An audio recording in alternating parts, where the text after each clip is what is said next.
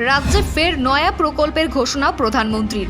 কাদের মিলবে সুবিধা, কোন কোন ক্ষেত্রে মিলবে সুবিধা, কিভাবে আবেদন করবেন, কি কি নথি লাগবে, জানুন বিস্তারিত। आज पीएम किसान सम्मान निधि के तहत देश भर के 9 करोड़ से अधिक किसानों के बैंक खातों में पैसे भेजे गए हैं।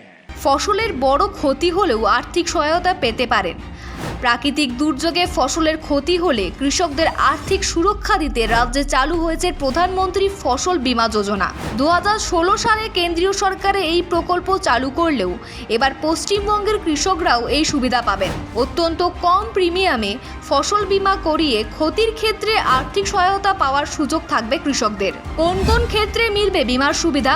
প্রধানমন্ত্রী ফসল বীমা যোজনার আওতায় কৃষকরা বিভিন্ন ধরনের প্রাকৃতিক বিপর্যয়ের ক্ষেত্রে সুরক্ষা পাবেন। প্রতিকূল আবহাওয়ার কারণে বীজ বপন করতে না পারলে বীমার সুবিধা, খরা, বন্যা, প্লাবন, পোকামাকড় বা রোগে ফসলের ক্ষতি হলে ক্ষতিপূরণ, ফসল কাটার পর মাঠে রাখা অবস্থায় ঘূর্ণিঝড় বা বৃষ্টিতে ক্ষতি হলে সর্বোচ্চ 14 দিন পর্যন্ত কভারেজ, শিলাবৃষ্টি, ভূমিধস বা মেঘভাঙা বৃষ্টির মতো স্থানীয় দুর্যোগের ক্ষেত্রে পৃথক মূল্যায়নের ভিত্তিতে ক্ষতিপূরণ।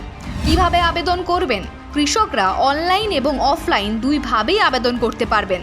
অনলাইনে https://pmfby.gov.in ওয়েবসাইট থেকে আবেদন করতে পারবেন। অফলাইনে নিজের ব্যাংকের শাখায় যোগাযোগ করতে পারেন অথবা নিকটবর্তী কমন সার্ভিস সেন্টারে গিয়ে আবেদন জমা দেওয়া যাবে।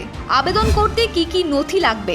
আধার কার্ড, জমির নথি বা রেকর্ড, ব্যাংক পাসবুক, প্রয়োজনে অনুযায়ী অন্যান্য কৃষি সংক্রান্ত নথি। কারা এই সুবিধা পাবেন? রাজ্যের যে কোনো কৃষক এই প্রকল্পে আবেদন করতে পারবেন।